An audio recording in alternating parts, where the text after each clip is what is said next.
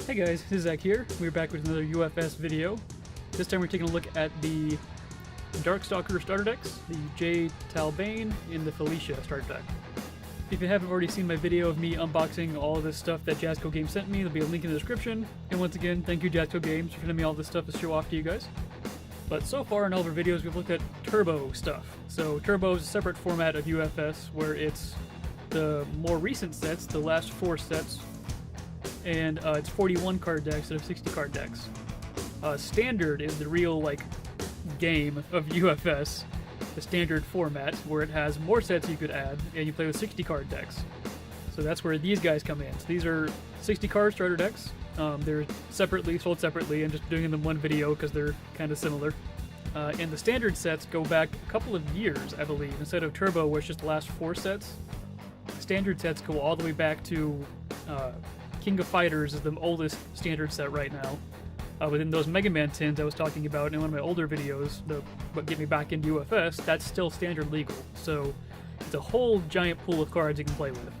So we have 2 of the Darkstalkers characters here. We have Wolfman and Catgirl. And just to preface this, I know pretty much nothing about Darkstalkers. The only things I know about Darkstalkers are when they're included in other games, like crossover games. I don't think I've actually ever played just a Darkstalkers game on its own. I know of most of the characters, but I know nothing about them. Like, if you point me to a character, I can probably say, yeah, it's a Darkstalkers character, but I wouldn't be able to tell you his name or his background or anything. So with all the Foundation cards in this game, maybe I'll learn something about these guys. But we'll look at Mr. J. Talbain, some kind of werewolf guy, as much as I know. Here's a little blurb about Darkstalkers. Basically a fighting game with monsters, like basically Hollywood movie monsters, I think is how it started out. It's got your vampires and your werewolves and your Frankensteins and ghosts and vampires, and I think I already said vampires. So this is a 59 card deck and 1 foil character card, so 60 card full deck. I guess just the character's foil, everything else is not foil. And just like the other Turbo decks, this has an ultra rare foil card in the box, which is super cool. I don't know of any other game that does that off the top of my head. I said it before, but it would be like buying a Magic starter deck and having just a random mythic from the set in your deck just for free, which is crazy. I love everything about this game. Yeah, so there's Mr. Talbain, and I think Felicia just says the same stuff on the back. You actually see their elements, their resource symbols, which is good, actually. I didn't realize that.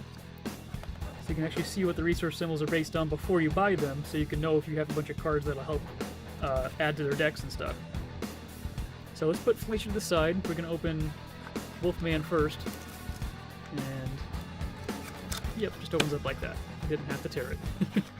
And these have a nice little hole, so you can just pull it out super easy.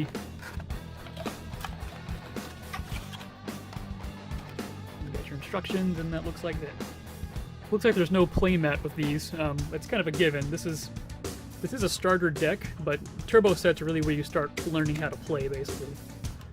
But this has your instruction sheet, just like all the other ones, exactly the same. I think the keywords are usually tied to what comes in the deck, just so it doesn't give you every single keyword listing. It might have all of them. I'm not 100% sure. But then we got the deck, and that's it. Nothing else fancy in the box. So there's Mr. Talbain, and actually hide the ultra rare card, so it's not a spoiler. So this has a little pull tab, so let's get this open. Alright, and let's see where his ultra rare is. Is it the very back card? Yeah, that's it right there. So let's look at that really quick before we look at the deck. So like I said, this is a random ultra rare from the set, Warriors of the Night, and it's not anything to do with the deck. So this is Surane Giri. I think that says. Giri means slash. I know that much Japanese. So this is beautiful, first of all. I don't know who either of those characters are. That's a samurai guy. I think I know that much. That guy has a ponytail, and that's all I know. This has Breaker 2, Safe, Weapon, and Combo. And I do not know what that means. Weird. So it's listing resource symbols, and maybe it has to do with the combo? Like if you play this as a combo, the combo that you're coming off of maybe it gets the keywords? I'm not sure, but it's really pretty. That's all I know. The 7 damage is pretty good. And really quick, I want to point out something. I should have pointed this out in my Street Fighter video, but I totally forgot about it. The card layouts have actually changed since this set came out, and they've definitely changed for the better, in my opinion. So here's a Cowboy Bebop card. You can see just the layout itself has changed. It's a lot more cleaner, I think. It doesn't have a weird, like, 3D effect to the boxes and stuff. The symbols are on the side now, out of the way. The way to see what type of card it is much easier. Looks a lot better. But the main thing is, this isn't swirly anymore. It's one thing. But the shield icon, the block icon, is actually a shield now, instead of just a circle. So it was really confusing to players, especially when you're trying to teach the game that this is a block and this is the speed of the attack, but these don't go together, because they look exactly the same, they're just opposite. So them having a little shield icon instead of just a circle helps so much, and also has a little plus instead of an X and then a plus. People were thinking it's like a multiply, or maybe it doesn't hit that zone, it only hits those 2 zones. They definitely made it a lot cleaner and a lot better, in my opinion. I love the way this layout is. This is beautiful, and I love this, but this is a lot better. And they also changed the arrows for the attacks, so it's a lot easier to tell which attack this is hitting, which zone this is hitting, because this is on the board on your opponent's side. It's kind of hard to tell that that's only in one little spot. It's a lot easier to see that arrow than just a little dot in a circle. So just want to point that out. I should have mentioned it in the last video, but I totally forgot about it. Anyways, there's our ultra rare card from the set, and then we have the deck. And also, before I forget, they've also changed how character cards look. So like here's Spike from the new Bebop set. You can see it's actually full art instead of this like half full art with a little box in the middle that's kind of see-through. It's totally full art. It does make it a little harder to read, but if you just angle it, it's just fine. The main thing that's gone is the vital statistics. So I was talking about this in an earlier video. I was wondering where they went. You can see they used to have statistics for the fighter. So like his gender is male, his height is 6'1". Really? He's a giant werewolf, he's only 6'1". His weight is 154 pounds, and his blood type is question mark. Some cards actually would reference stuff like that. Like there's certain like female cards that only work if you're fighting a male opponent, and there's certain like throw cards that did more damage if they weighed a certain amount, stuff like that. But it was a little too much information, and it was kind of confusing again, so it's just gone now.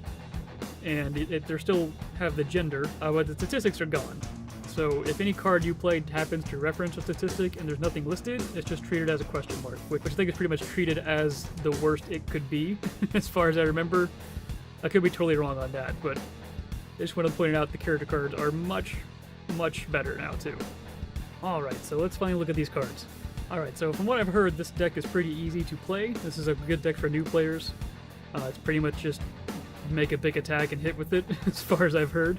So Mr. Talbain, J. Talbain, I don't know what J stands for. It's gonna be Jeremiah for me. His name is Jeremiah Talbain. He has 6 starting hand size, 27 vitality. It's pretty normal. He has all for the resource symbol. That little thing is all. I think it's kind of a generic one. There never really sense to me this one called all. Fire and life. His first enhanced ability is, if this is your first attack this turn, it gets +2 damage and +2 speed. It's really good, really simple. And as a reaction, you can commit him. After your kick, punch, or slam attack deals damage, you get to draw 2 cards. That's really good. Really simple, easy to learn card. Play attacks, get benefits. So that's a really good character. And oh, we do have foils in this deck. Alright. So here is Climb Laser. Alright. It's not what I would call it, but sure. Nice little watermark in the background. It says a kick, combo, slam. I gotta remember how combos work. I haven't seen combo in a long time. 1 second. Okay, yeah, that's what I thought. Just want to make sure. So the way combos work is, to do this combo ability, you have to have played a slam card before this one, right before it. So that's all that means. A lot of his cards, I guess, are going to be slam keywords, which don't have an effect on the game. They're just a keyword, like a trait kind of thing. So as long as you play a slam before this one, you can do the combo, which is if you have 6 more cards in your hand, it gets +2 damage, +2 speed. It's really good. So, seems like his whole strategy just from these 2 cards is to your first attack is your biggest attack and just attack. Yeah, right there. The first enhance is this first attack is +2 stun. So yeah, so he's all about having really big first attack, it seems like. Oh, you get 2 foils of that. Nice. Usually in decks when there's multiple copies and one of them's foil, only one of them is foil and the rest are not. So that's great. That's foil. Beautiful. We got another foil card. Breaking Limits. This is a unique one. Enhance it to destroy it, and your attack gets +4 damage. Your next attack this turn gets +4 speed. Only playable, this is first attack. So yeah, he's all about first attacks. Super good. 2 of those, man, that's great. Oh, and you also have another character. So I actually demoed this game today and had a question about multiple characters in the deck. So you can't play multiple copies of your character in your deck.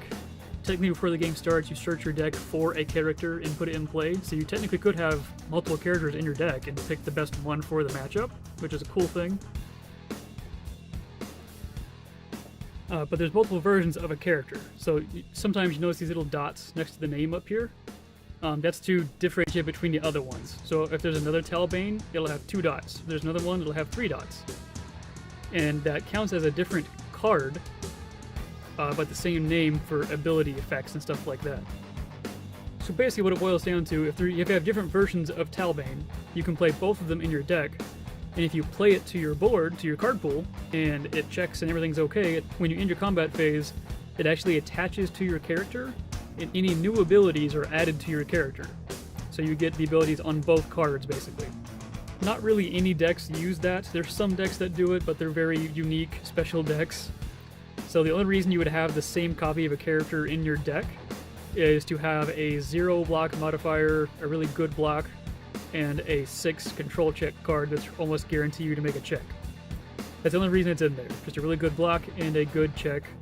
And so you can have other character cards so you can make other decks if you want to. But it doesn't really do anything in the game. Then we have Talbain's Nunchuck. Yep, Nunchaku. This is a unique weapon. If you block with it, you get to add it to your staging area. That's cool. And if you destroy it, both players draw 2 cards. That's pretty cool too. Get 2 of those. Diving Beast Cannon.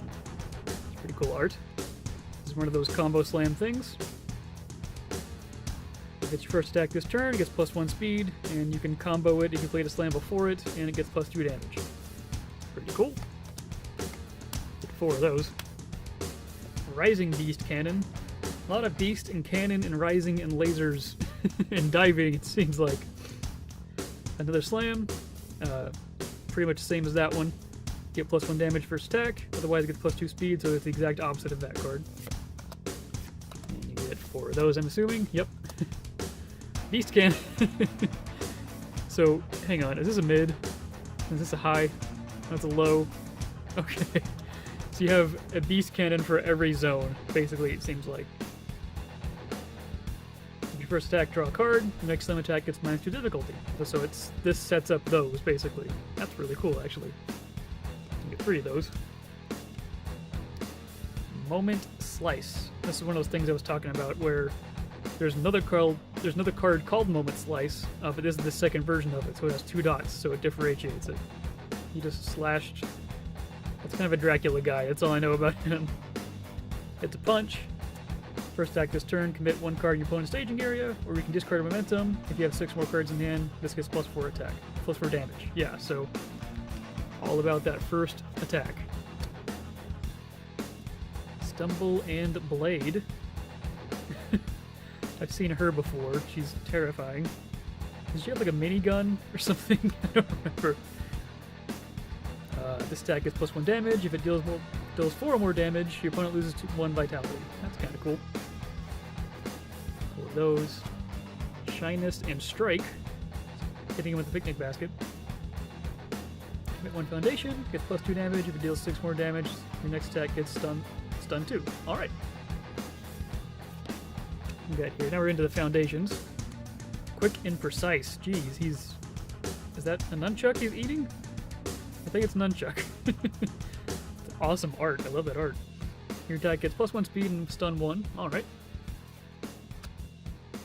Cruit's Bloodline? Cruit's Bloodline. So I guess he's has a bunch of ancestors that are also wolves. Commit 1 foundation, pitch first attack, get +2 speed. Pitch first attack was not block, get +1 damage. Alright. Neat. Cursed Fate? Is that the Red Riding Girl? I don't know, that might be someone different. You discard a card and you get attack at +1 damage. It's pretty good. Inner Voice. That's like a Bruce Lee pose.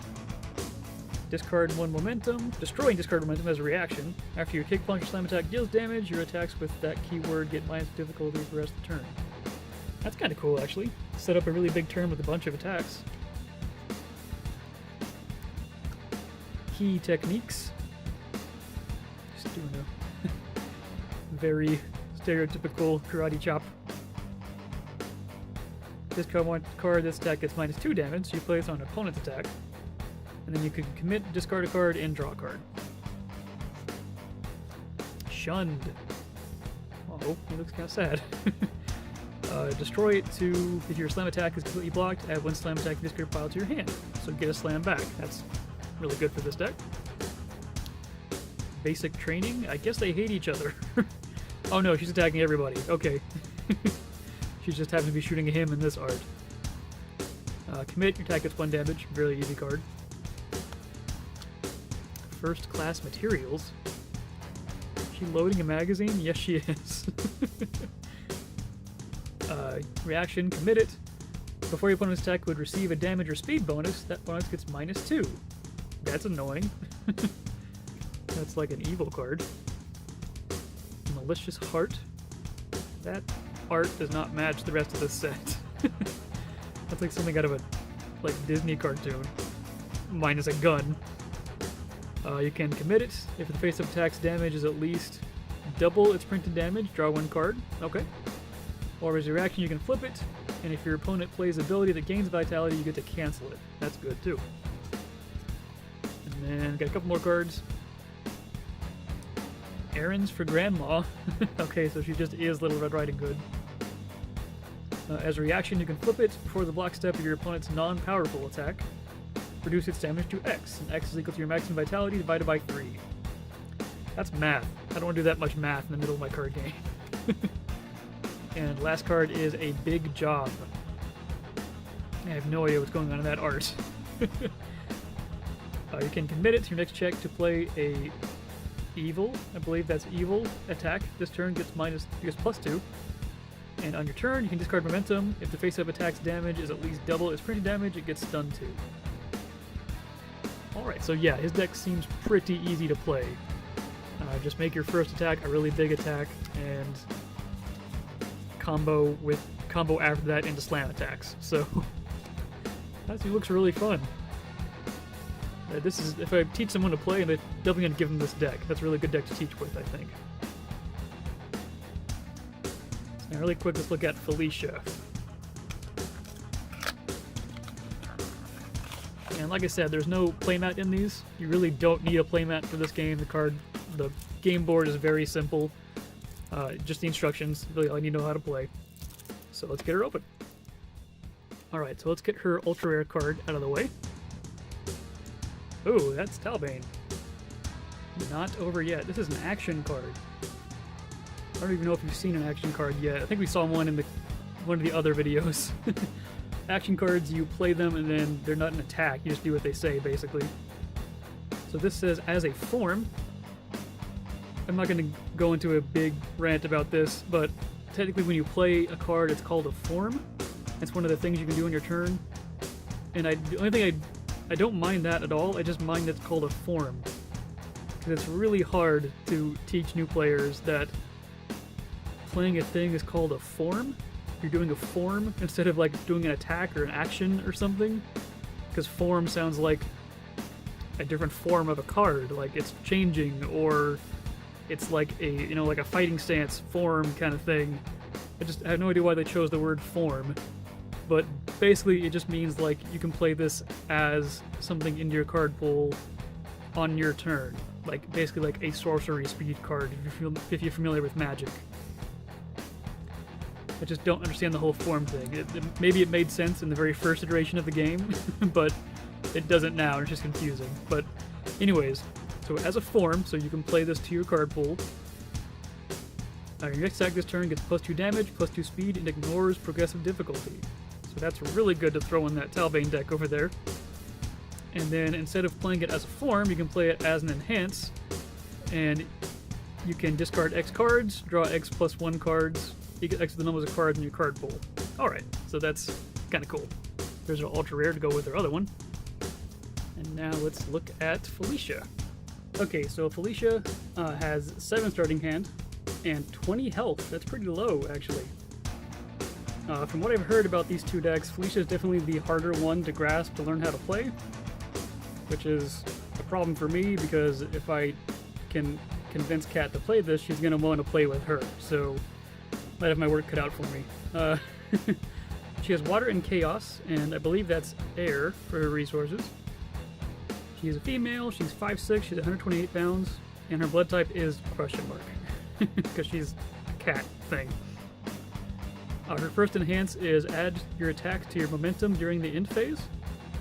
That's kind of cool, I guess, if your attack didn't hit, and you can just put it in your momentum anyways. And your kick, punch, or slam attack gets +3 speed if you have 2 or more momentum.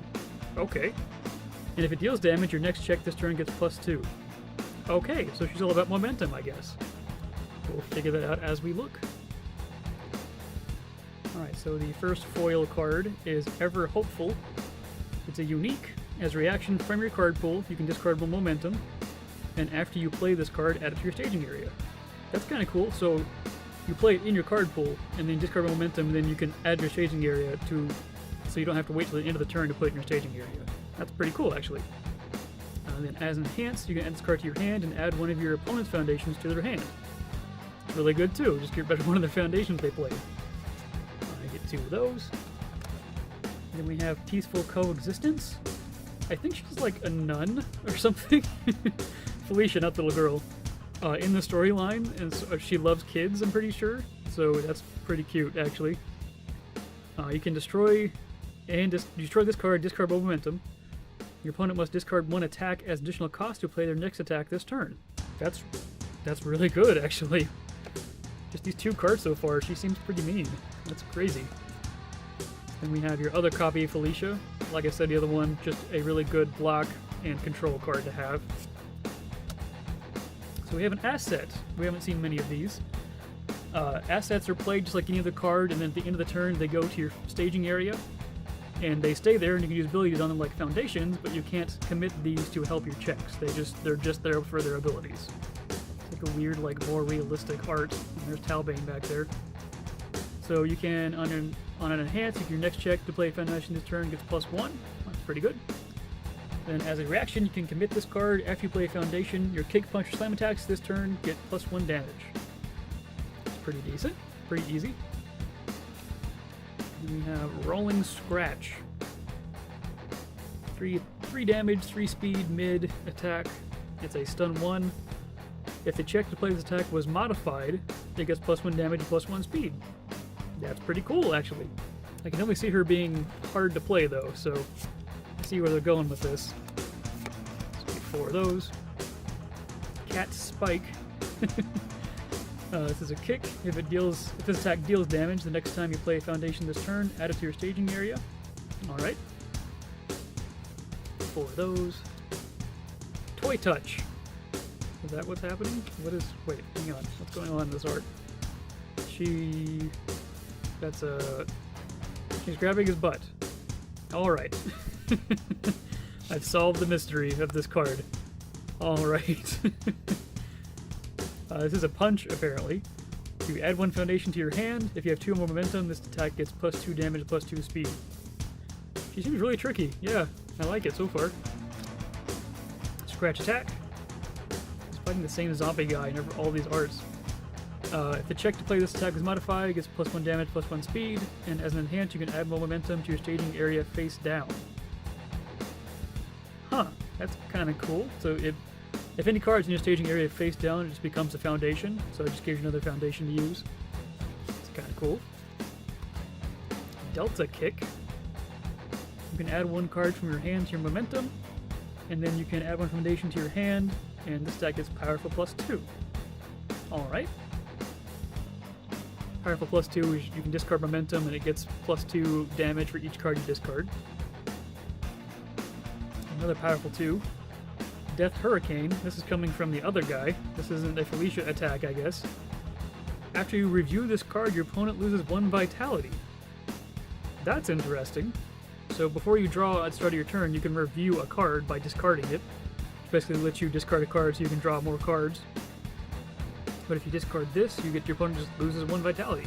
That's pretty cool, actually. Skull Sting. This is again the other guy's attack. I guess how Talbain had his attacks and Little Red Riding Hood attacks. This has her attacks and this zombie guy attacks. Doesn't he have like a guitar? He's like some kind of rocker or something. Skull Sting, that looks horrible. After you review this card, if you have 1 or more momentum, you may add 1 other copy of it from your discard pile to your momentum. It's really interesting. So, I guess his attacks are all about reviewing them. It's really cool, actually. Agile. You just get 5 Felicias, that's what that does. As reactions from your card pool, you can commit 1 foundation. After you play this card, add it to your staging area. Alright, pretty good. What? Traveling Performer. Okay, I guess she's Dorothy. Alright. If you commit this, your check to block against this attack gets +2. That's pretty good. And commit it, your attack gets +X speed, X equals momentum. Yeah, so she's all about momentum, it seems like. Momentum and tricky stuff. So, gymnastic techniques. And I remember that from the game. She pretty much turns into like a hairball as she's spinning.